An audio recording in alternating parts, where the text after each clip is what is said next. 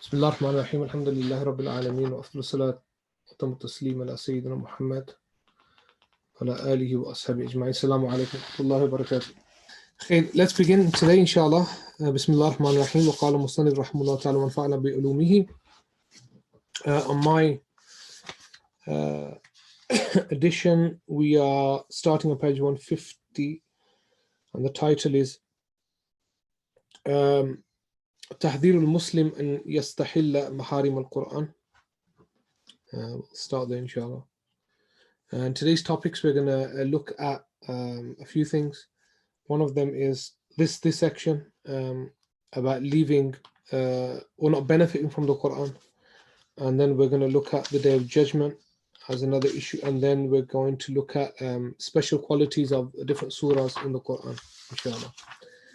Now, so the Shaykh says, Rahmullah Ta'ala, تحذير المسلم أن يستحل محارم القرآن, that kind of a warning given to Muslims on making something halal that Allah has made haram. روي عن النبي صلى الله عليه وسلم أنه قال من آمن بالقرآن من يستحل محارمه من استحل محارمه. ما آمن, the messenger said, ما آمن بالقرآن, one does not believe in the Quran, that one who makes halal that which God has made haram. Now we have to be careful here. I did mention some things last week, if I remember correctly. But be careful about what we mean by maharimillah as well. The things in the Quran, they're quite clear, the things that are haram, that Allah has made impermissible. So it's very, very difficult to make something that's in the Quran that's clear, that's haram, to make it halal, except that everybody would kind of realize it and recognize it. So if somebody came along today and said, is pork allowed, or is drinking alcohol permissible? Clearly it wouldn't be. Now if there is something in the Quran that's inferred, or the ulama have a meaning, it's dhanniyu dalala, that the indication in that particular verse has been differed upon, that's a different issue altogether. That's a different issue altogether, like certain nuances in divorce, etc. That's not what this hadith is talking about. Imam Al-Alama Al-Tibi said, "Man istahalla ma harrama Allah ta'ala faqad kafar mutlaqan." We talked about this last week, but now onto the next section. And this is inna min sharri an-nasi man yaqra'u al-Qur'an wa la yar'awi. That the title is the worst of people is one who reads the Quran wa la yar'awi, meaning he does not desist from sin, or he doesn't turn a new leaf or something like that. Meaning one who reads the Quran and doesn't benefit from it, essentially.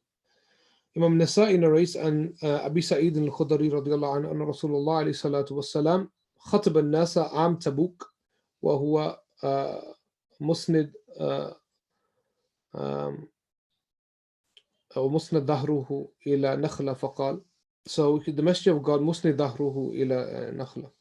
The Messenger of God was in the expedition of Tabuk, and he his back was leaning against a date tree, and he said, "Ala ukhbirukum bi khayrin nas wa sharrin nas." Should I not tell you about the best of people and the worst of people?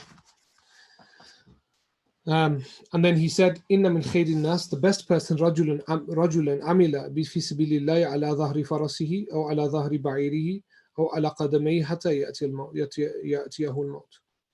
Hatta ya'tiyahu al-maut. That the best of people is a man who fights in the way of God, meaning goes to war to defend his land. He goes to war on his horse, or on his ba'ir, his camel, or ala qadamay, or on foot, hatta ya'tiyahu al-maut, until he passes away in that war. Inna min khayri nas rajul amila. So then he said, the worst of people, inna min sharri nas rajulun fajiran jari'a qara'a kitab Allah wa la yar'awi. Then the worst of people is a person who's fajir, is a person who, what does that mean? Fajir jari. A person essentially who sins outwardly, but yet qara'a kitab Allah, he reads the book of Allah, wala yar'awi, meaning he doesn't take any benefit from it, he doesn't desist from sin through it, he doesn't turn over a new leaf in any way or form.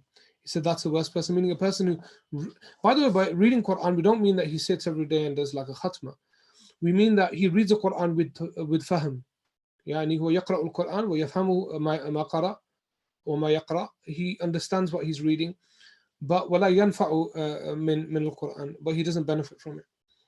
أي لا ينكف ولا ينزجر عن القبح الذي نهى عنه القرآن, meaning he doesn't, that which the Quran warns him against, he doesn't give up any of that evil or any of that indecency or any of that which is legally impermissible.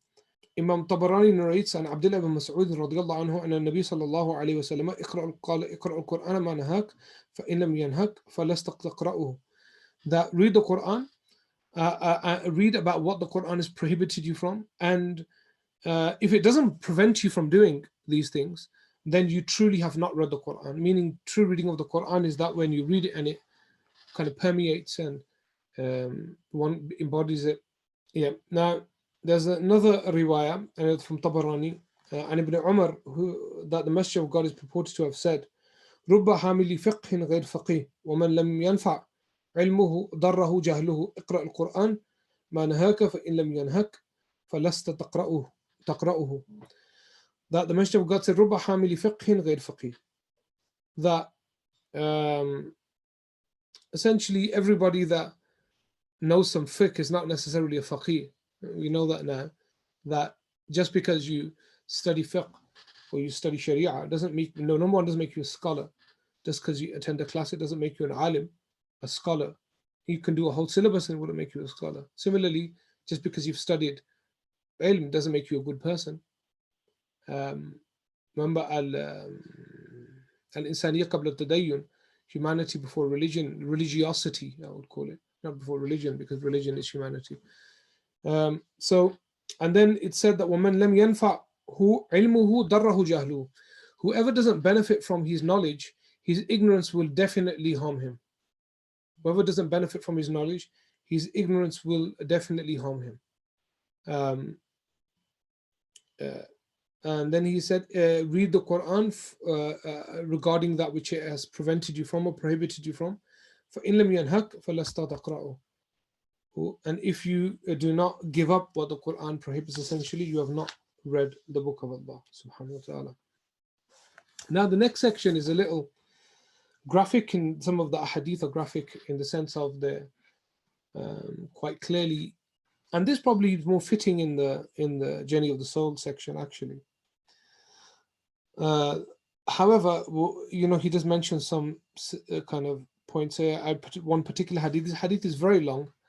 Not the entire hadith hasn't been mentioned here, and it's the hadith of Samura ibn Jundub, and that's a hadith where the Messenger of God alayhi salatu wasalam, he would say that this companion would say that we would come around the Messenger of God and he would tell us, have you any of you had a dream that you can tell me?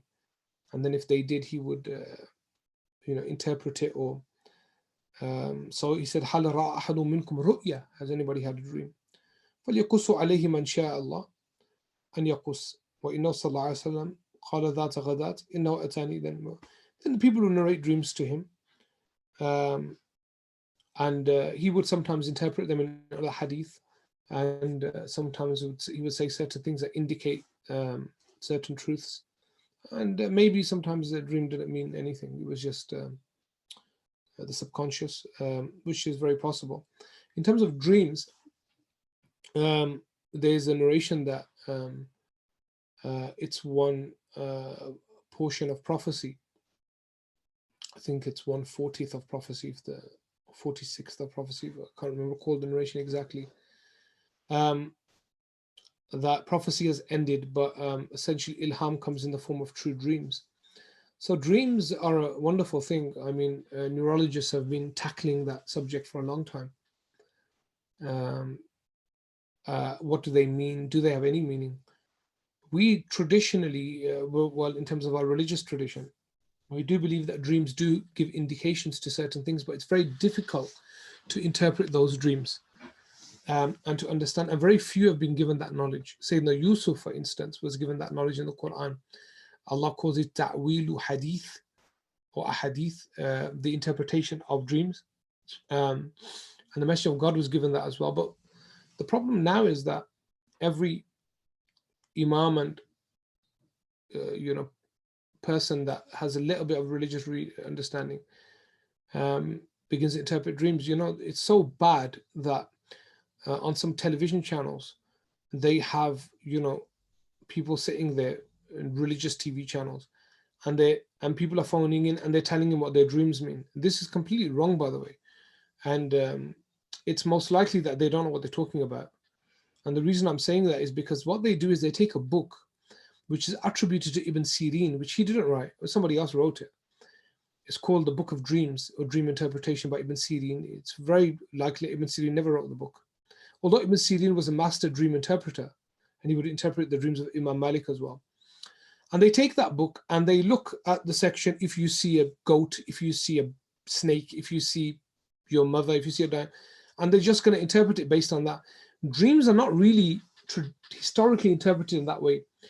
Dream interpretation is almost, I believe anyway, there's a very good study on dream interpretation, historic study. I have it somewhere. I can't find the book right now. I did have a quick look for it. I will dig it out, inshallah. Now, the problem with it is if you read the Quran, the Ibn Sirin one's called the interpretation of dreams. I'm a big fan of it, actually. And the reason being is because if you read the Quran and the narrative of Sayyidina Yusuf, the narrative of Sayyidina Yusuf is quite clear that Sayyidina Yusuf was given a gift by Allah subhanahu wa ta'ala for interpreting dreams. And it does seem that certain people are endowed with a gift of interpreting dreams, kind of the empaths, and they have this kind of ability almost to do that, and God-given. So these people who are just reading off a book, off a script, I wouldn't ever trust them. So, and especially stay away from a warning to everybody. Stay away from these people who some people go to and try not to go to them at all. And some people go to them for like, you got a problem in your life, and you go to these people like these, especially certain Rockies, and they'll say, oh, you've got, or what's going to happen now is somebody's done black magic on you, and you'll have a dream, and in that dream, whichever person you see, that person's the one who's done black magic on you. These are just kind of quacks that are out there that steal people's money. And then that person will go and see his sister-in-law, his mother-in-law, or she'll see her mother-in-law and go home, and then they'll break the whole family up because of that. And these people are quacks. Stay away from them. They've got no authority in the religion, and they're just making stuff up as they go along. So be careful of those types of people. However, the messenger of God, of course, like Sayyidina Yusuf, was given this ability to interpret dreams and to their true point of to their truth value of which ones are true dreams and what they represent as well. So in this particular hadith, if dreams carry meaning, or at least some, what's a correct adab to deal with them, especially dream leaves you feeling unsettled and nervous? It's human nature to seek consolation, and whether that simply comes in the form of being advised or giving sadaqah. I would say that the sunnah method is that if you have a bad dream, that you wake up and you say, La hawla wa la quwwata illa billah. And giving sadaqah, definitely, because the Prophet ﷺ said, Sadaqatu dafi'atul bala, that sadaqah removes harm. And number 3, do not divulge the dream to anybody. And there's a hadith in that relation. But if it really unsettles you, and you think somebody may have some knowledge of this field, then you can definitely tell them, and maybe they will tell you the same thing anyway. Tell you the same thing anyway. So that's the adab of that. Now, so this dream that the Messenger of God then says to them, I had a dream, and in my dream, 2 men came to me, and those 2 men were Mikael and Jibril.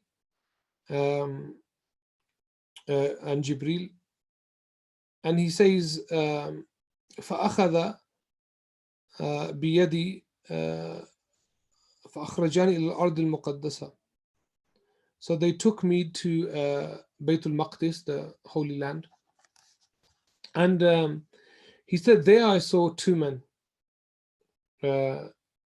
وَإِنَّا أَتَيْنَا عَلَى رَجُلٍ مُضْطَجِعٍ وَإِذَا آخَرُ قَائِمٌ عَلَيْهِ بِصَخْرَةٍ. We saw two men, one was sitting, one was standing. Of course, this is a dream, and dreams are not literal in the sense that dreams are representations of something else. Um, like in the hadith of the Prophet, رَأَيْتُ رَبِّي فِي أَحْسَنِ الصُّورَةِ, I saw my Lord in the best of forms.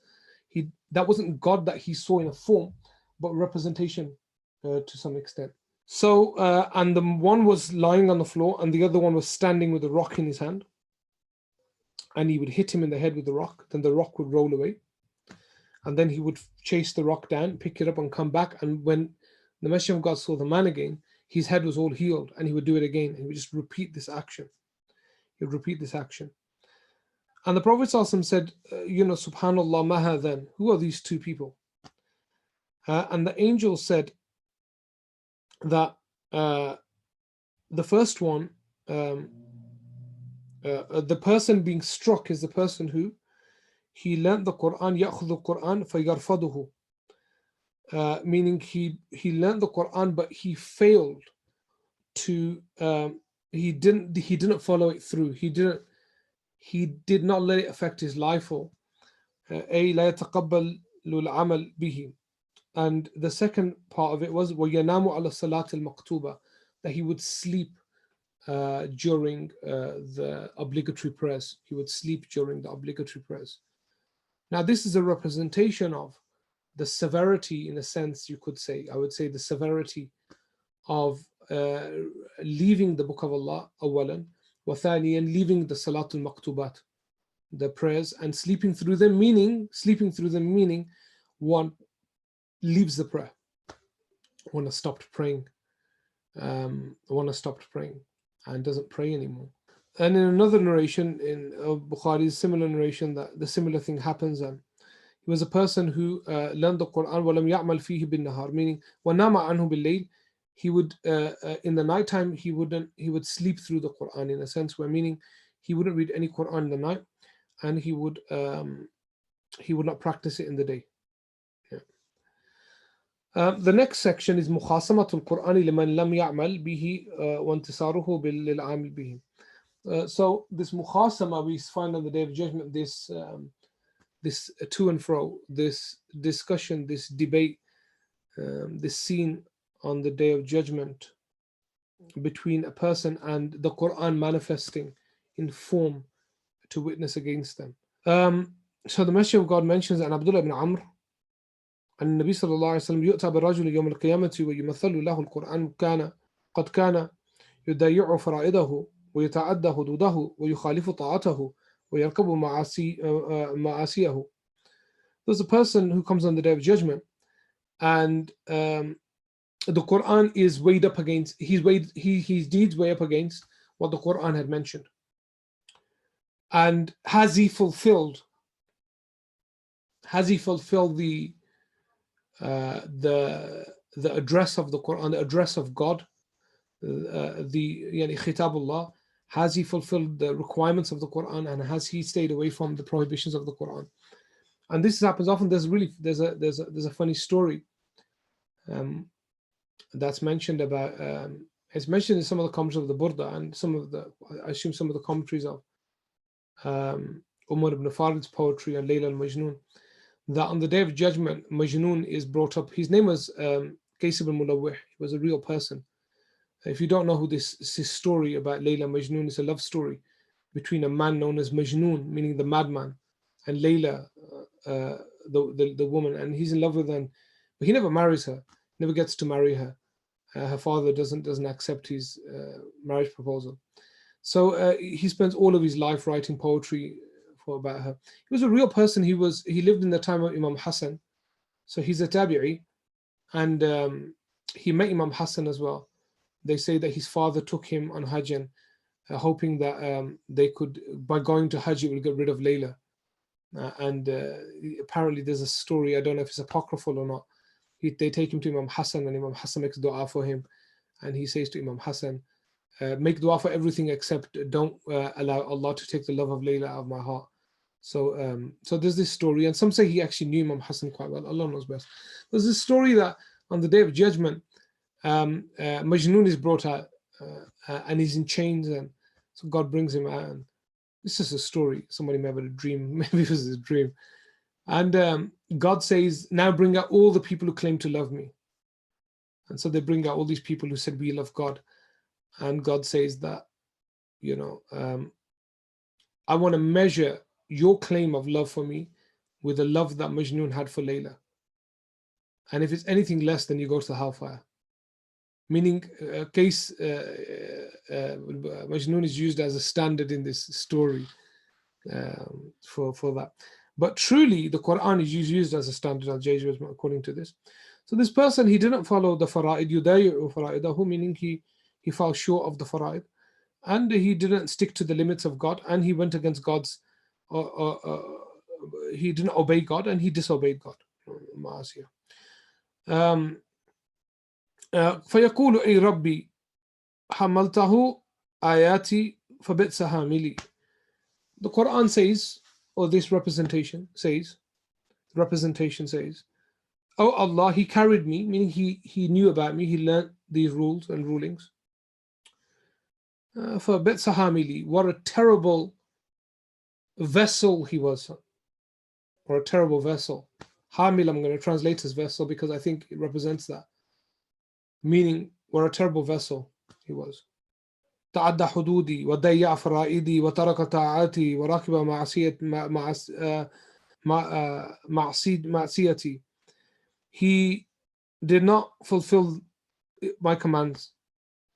He went beyond the limits of my limits. He left my obedience, and he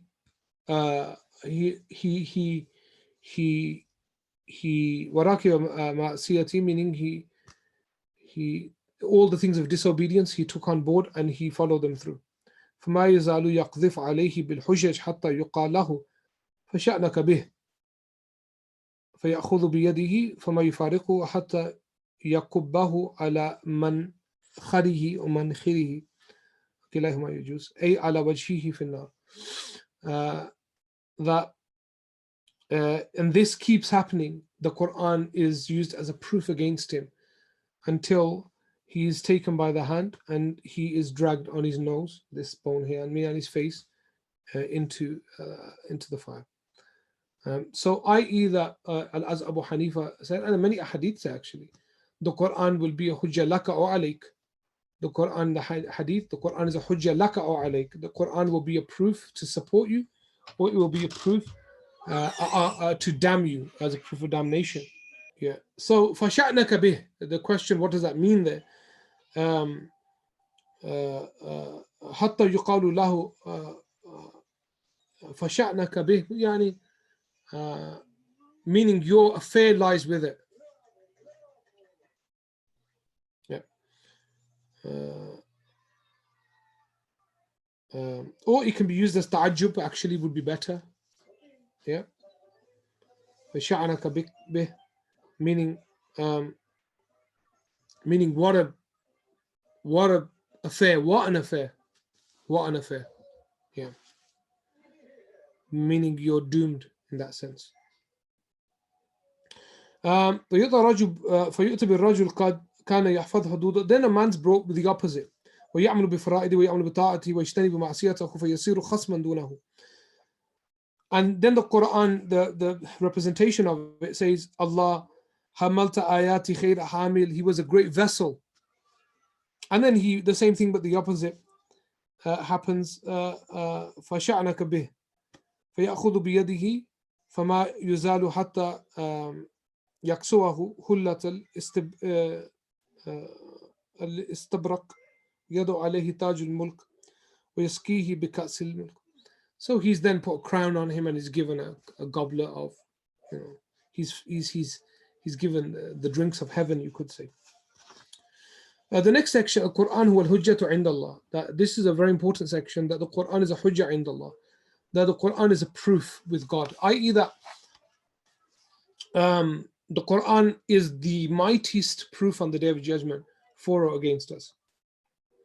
And he begins by quoting the hadith, a very famous hadith that Imam Nawawi also mentions in 40, from عن أبي مالك الأشعري رضي الله عنه قال قال رسول الله عليه الصلاة والسلام الطهور شطر الإيمان والحمد لله تملأ الميزان وسبحان الله والحمد لله تملأان أو تملأ ما بين السماء والأرض وصلاة النور وصدقة برهان وصبر ضياء القرآن هجة لك أو عليك كل الناس يغدو فباع نفسه فمعتقها أو موبقها.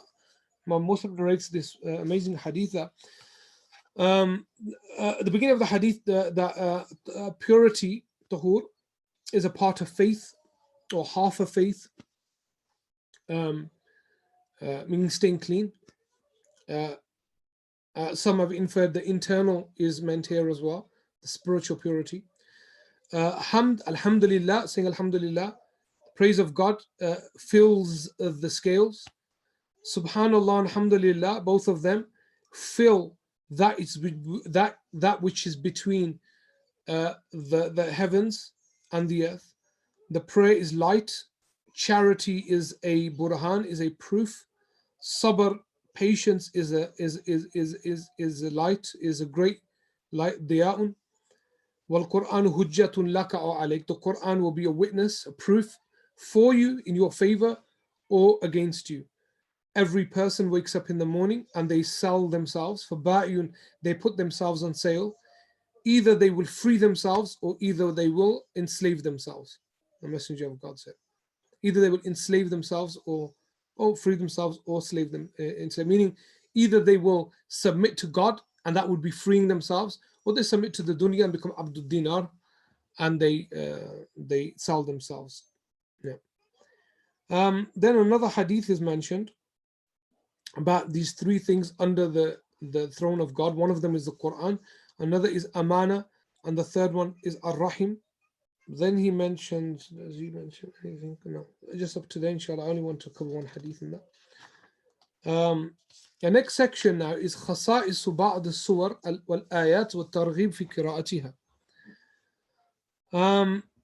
The special qualities or characteristics of some of the chapters of the Quran, chapters and verses, والترغيب في قراءتها, and an encouragement in reading those particular surahs and verses. And it begins with في Surah Al-Fatiha, the opening, the surah of known as the opening or the opener. هي أعظم سورة من في القرآن الكريم. It's the greatest surah in the Quran, as a title he mentions. Imam al-Bukhari narrates from Abu Sa'id روى البخاري عن أبي سعيد بن معلى رضي الله تعالى عنه قال كنت أصلي في المسجد فدعاني رسول الله عليه الصلاة والسلام فلم أجب ثم أتيته فقلت يا رسول الله إني كنت أصلي فقال ألم يقل الله تعالى استجيبوا لله وللرسول إذا دعاكم لما يحييكم ثم قال لي لأعلمنك سورة هي أعظم سورة في القرآن. A wonderful story in this hadith, and that is the story of the companion that was praying in the masjid and the messenger of God calls him. The messenger of God calls him and he doesn't reply. وَلَمْ يُجِبْ. And the messenger of God alayhi salatu wasalam, and then he comes to the messenger of God later and he said, "Oh messenger of God," meaning I heard you but I was praying my salah. And the Prophet sallallahu alaihi wasallam rebukes him and says, doesn't God say in the Quran, istajibu lillahi wa lirrasul, reply to God and his messenger idha da'akum, when they call you. Now this is a principle in the Sharia that even if you're in the obligatory prayer, if the messenger of God calls you, you must break that prayer and you must attend to his call. There's another hadith about Abu Bakr in a similar way. For us, it's different. The rule is, if somebody calls you and you're in your fara'id, you do not reply unless there's a harm or a danger that you're trying to prevent. For instance, a harm or a danger would be for a mother or a father, if you're praying and then you have a young child and you can hear them screaming and you think something's happened to them, that's a good enough reason to go and attend to them, because they may have hurt themselves. Um, but if your kids are like mine and they're just shouting and screaming, they're probably just having a fight that they have 10 times a day, so you can just carry on praying. غلبة الظن يعني, you use the experience in these situations. Um, but if one's parents calls them and they're in nafil prayer, it's permissible to break the nafil prayer, but not fard prayer. And so he says that to him, and then he says, I'm certainly going to inform you of a surah that's the greatest surah in the Quran. And then he said, Alhamdulillahi Rabbil Alameen. Hiya sab'ul mathani wal Quran al-Azim alladhi utituhu. That he was given these 7 verses, the Messenger of God, that nobody else was given. So then he read Alhamdulillah Rabbil Alameen. Then in another hadith narrated by Imam Tirmidhi, Ubay ibn Ka'b is reading his prayer, and the Messenger of God called him. وهو أي الأبي يصلي فالتفت ولم يجبه وصلى أبي وخفف ثم انصرف إلى رسوله. He prays and finishes and he goes to the Messenger of God. The Messenger of God says فقال رسول الله عليه الصلاة والسلام وعليك السلام ما منعك يا أبي أن تجيبني إذا دعوتك. What prevented you when I called you? He said, يا رسول الله إني كنت في الصلاة. I was praying. And the Messenger of God said, أفلم تجد فيما أوحي إلي. Do you not see that God revealed to me? استجيبوا لله وللرسول إذا دعاكم لما يحييكم. The same verse I read previously. Ubay says, بلى ولا أعود إن شاء الله. O Messenger of God, I won't do it again. قال تحب أن أعلمك سورة لم ينزل في التوراة ولا في الإنجيل. Should I tell you about a surah that's not been revealed in the Torah or the Injil, ولا في الزبور ولا في الفرقان مثلها, in the Psalms of David or in the Torah or the Injil, or in this Quran, there's nothing like it. ولا في الفرقان, mean the Quran, مثلها. The Messenger of God said, he said نعم. The Messenger of God said كيف تقرأ في الصلاة. He said, how do you read what do you recite in prayer? فقرأ القرآن. He read the Fatiha. The Prophet says, والذي نفسي بيده ما أنزلت في التوراة ولا في الإنجيل ولا في الزبور ولا في القرآن مثلها إنها سبع من المثاني والقرآن العظيم الذي أوتيته. These 7 verses were the verses that nobody else has been given in any of their books. Meaning inferring Surah Al-Fatiha after Ubay had recited Messenger of God. Shall we stop there, and I'll see everybody. I'll be back on Thursday. So Shamus will be back on tomorrow with Kitab al-Azkar. I think Kitab al-Azkar tomorrow, inshallah. I'll see everybody there. أقول قولي هذا وأستغفر لي ولكم وأتوب إليه. السلام عليكم ورحمة الله.